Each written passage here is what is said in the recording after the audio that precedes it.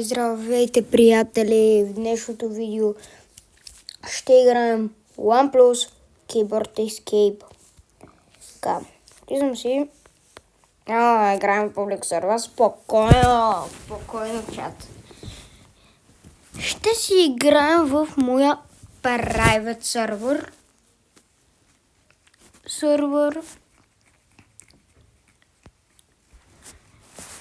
И да видим. Ще играем World 2. Ето да видите, новия ми скин. Нов скин имам. Кой забеляза от предишните видеа на OnePlus Keyboard Escape или от админа Билса. Да. Ето е. Сигурно ще ме викате, че съм бейкън.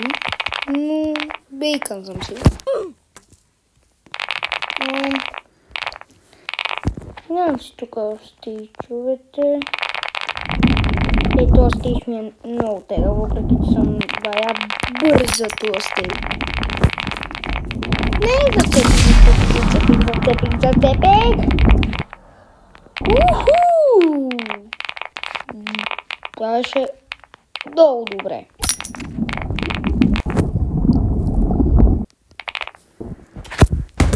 Искам някой да попитам нещо.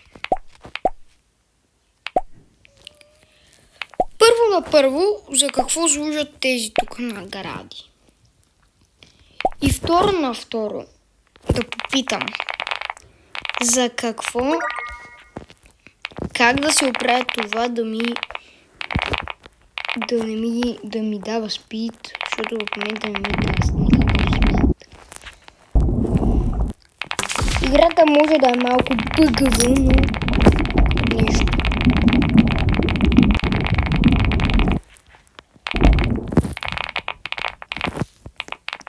Я искам всички да напишат коментар. Ето, както видяхте, много ми бъгва. Искам всички да напишат коментарите. Според вас, на следващия админ Абюз, който е в Discord групата. Според вас, на следващия админ Абюз, аз ще мога ли да стигна левел 400?